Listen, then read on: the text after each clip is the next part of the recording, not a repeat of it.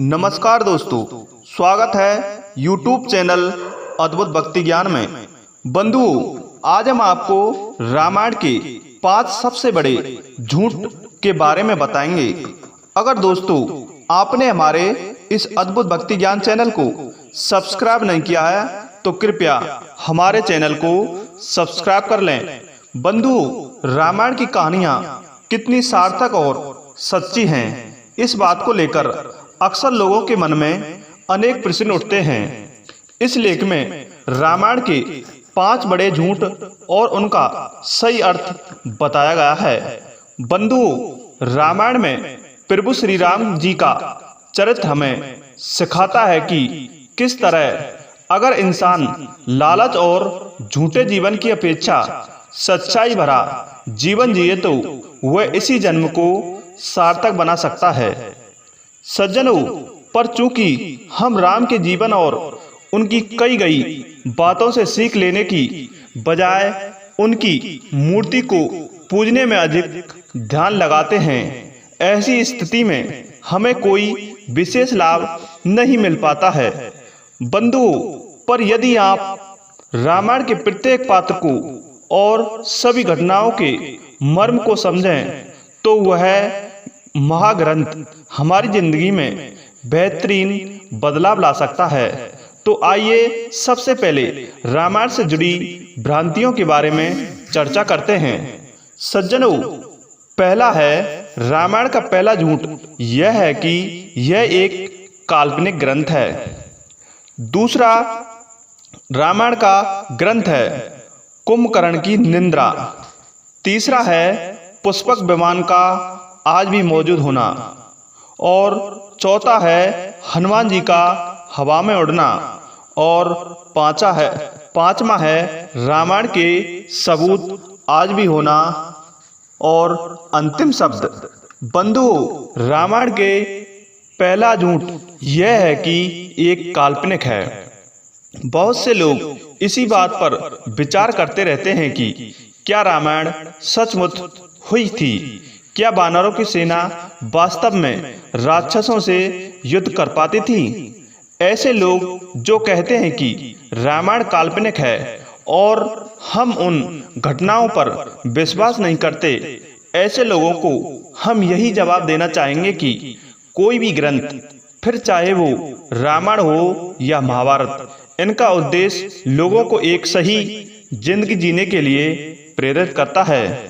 बंधु, अतः रामायण में वर्णित घटनाएं कहाँ, कब और कैसे हुई थीं, ये सोचना बंद कीजिए। बंधु, बस बताइए आपने राम जी के जीवन से क्या सीख? बहुत कुछ है। तो राम जी का चरित्र हमें सिखाता है सच्चाई के साथ जीना, झूठ और लालच के आगे सर न झुकाना, एक शांत, सरल और सहज जीवन जीना। बंधु, आइए आपने इनमें से क्या सीखा है? इसके लिए तो 2 ग्राम सोना छोड़ना मुश्किल हो जाएगा। बंधु, रामायण का दूसरा झूठ है कुंभकर्ण की निंद्रा। बंधु, रामायण की कथा के अनुसार कुंभकर्ण को नींद इतनी प्यारी थी कि वह 6 महीनों तक बेसुध होकर सोता था। अब कई लोगों को इस बात में शंका होती है और कहते हैं ये रामायण का सबसे बड़ा झूठ है। बंधु, देखिए, अगर हम रामायण में मौजूद कुंभकर्ण के पात्र और इस घटना को सिर्फ इस तरह देखें कि कोई असुर है जिसे नींद बहुत आती है, तो फिर ये बचकानी बात को हो जाएगी, क्योंकि ये बात तो सभी जानते हैं कि ऐसा करना इस इंसान के लिए संभव नहीं है। तो फिर प्रश्न आता है कि रामायण में कुंभकर्ण नामक पात्र से हम क्या सीख सकते हैं? बंधु, रामायण में कुंभकर्ण नामक एक पात्र हमें हमारी बेसुधी और बेहोशी और तामसिक जीवन का संदेश देता है। कुंभकर्ण तो आंख बंद कर सोया हुआ था 6 महीने पर। हम ऐसे लोग हैं जो 12 महीने आंख खोलकर भी सोए रहते हैं, ये जानते हुए कि दुनिया में लगातार झूठ का बोलबाला चल रहा है।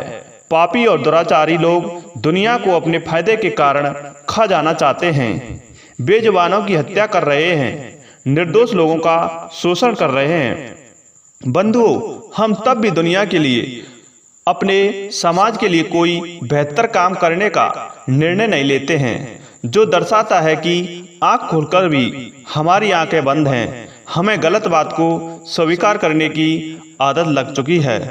बंधुओं, तीसरा झूठ है पुष्पक विमान का आज भी मौजूद होना। बंधुओं, कई लोग यह दावा करते हैं कि जिस पुष्पक विमान में बैठकर रावण ने सीता का अपहरण किया था।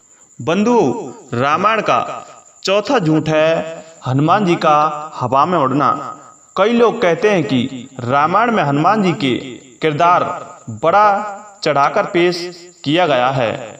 उनका द्रोणागिरी पर्वत उठाना, जड़ी बूटी लाना, प्रभु श्री राम और मां सीता की भक्ति का परिणाम सीना फाड़कर देना इत्यादि, ये सभी बातें वास्तव में संभव नहीं हैं।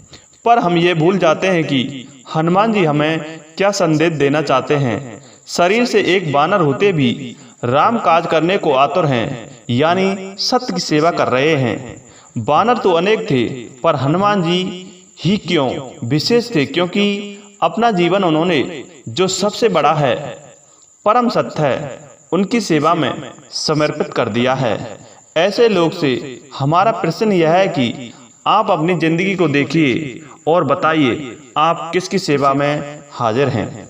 बंधु, क्या आप उन लोगों के सामने तो नहीं झुक रहे हैं जो रावण की भांति इस दुनिया के लोगों पर छा जाना चाहते हैं, या फिर आप उन लोगों के साथ खड़े हैं जो सत्य की सेवा में हैं, यानी राम की भांति जो समाज और दुनिया के लिए अच्छा कर रहे हैं। पांचवा, रामायण का सबूत आज भी होना है।